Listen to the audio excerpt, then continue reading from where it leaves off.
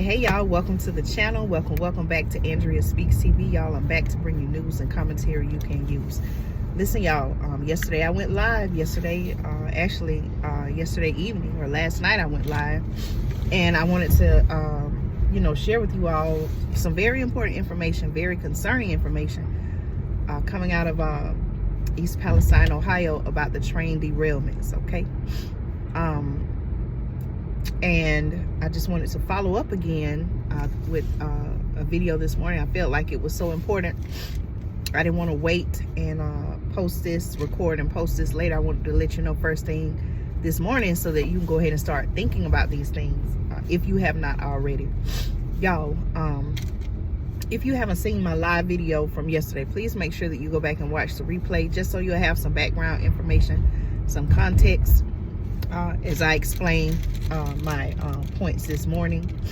Listen y'all, I know, and you know those of you who have been following the channel for quite some time now, you all know that we always have been talking about for a great bit of time how important it is to have your emergency food supply as well as your survival needs, right? We talked about that, and I've even said how all it takes is just one crisis, and you could potentially find yourself in a unfortunate situation, whether or not it's completely out of your control. But that's exactly what we see happening now in East Palestine, Ohio. There was a train derailment back towards the beginning of February, from my understanding, and on those cars, the different cars that are connected, that make up the train, it was said that they contain so many different toxic chemicals, y'all. Okay, and for some reason, as I'm learning, and this is another question I want to ask, health officials decided that rather than, I guess, leave it like it is, or use some other method of cleanup, it was decided that they would do a burn, okay, to burn these chemicals or whatever, right? And now I'm starting to wonder, was that the right thing to do?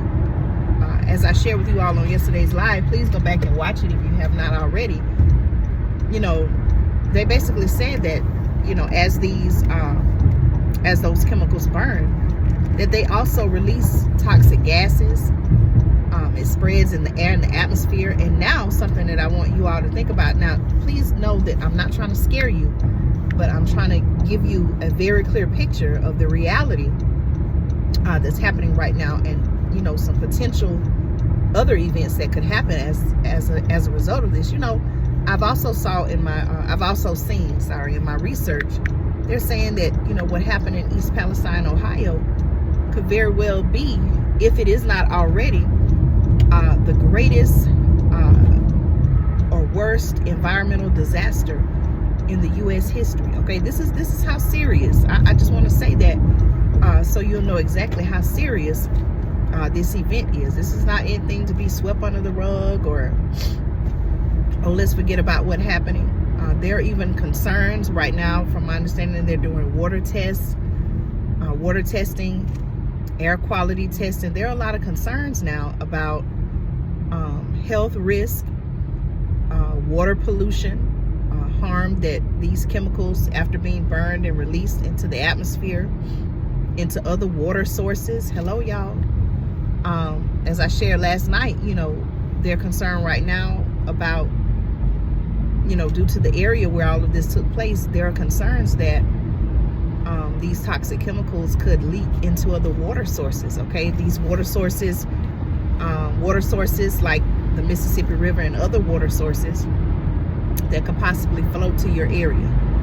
Okay, they've already said that 5 million people could possibly be impacted who rely on the Mississippi River for their water sources. But I would say that number is much, much higher and climbing, because if you know anything about water systems, they flow to other different areas as well. That's where I feel like you and I should be concerned.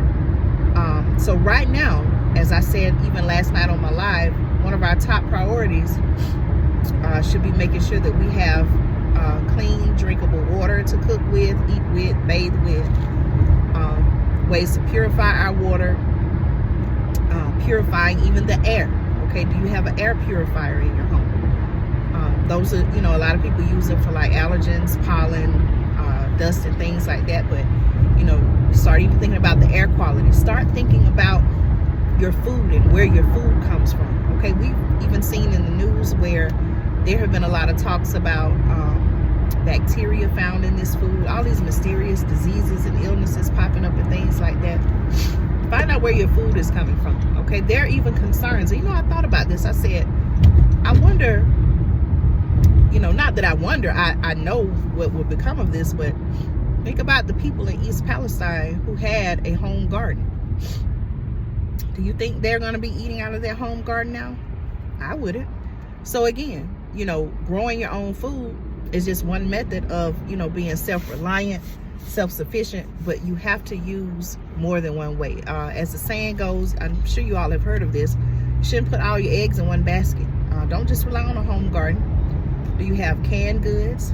Do you have an emergency food supply? All of these things, there are more ways to there are more ways and different ways to prep than just relying solely on a home garden. But I mentioned a home garden because now, there are questions, concerns about health risk, air contamination, even soil contamination, okay? With all these chemicals leaking into the ground, how safe is the soil in that area and possibly in other areas, okay? It may be a good idea if you are going to be doing some outside gardening to, purchase your soil that's in the stores right now versus having to wait further down, weeks, having to wait weeks or months, because who knows, y'all, with all of this going on, there could be some more price increases coming. Price increases to soil, price increases to water, limits on water. Hello? Start looking, like I mentioned earlier, start looking and seeing where your food comes from. If you are in the Ohio area, Pennsylvania, any states or areas that are within so many miles of this East Palestine, Ohio community, you may I would strongly suggest looking at where your food is coming from, even your water. They're even recommending people in that area and surrounding areas use bottled water. I told you all, anytime there's a crisis and they're telling people to use bottled water from one area, that could very well affect bottled water in other areas. They may have to take or limit what bottled water is brought to your area or sent to your area to send it to the area where this disaster is happening. Y'all, I don't think this is something, due to this crisis, this event in East Palestine, Ohio, this train derailment, I do not feel like this is something that's going to be solved within a matter of weeks and they say case closed. From my understanding, they're already doing federal investigations. There may be other investigations that come about. They've even asked, I believe it's Norfolk Southern, to stick around and clean up the site of the accident, of the train derailment. It's just a lot going on. People from the community there are asking questions. On the state level, they're asking questions, as well as the federal level. So I'm definitely paying attention to this story. But again, I want to encourage you. I'm not trying to tell you what to do, but I would suggest that you please make sure you have an emergency food supply, your survival needs. A lot of people have already started looking into different ways to purify water.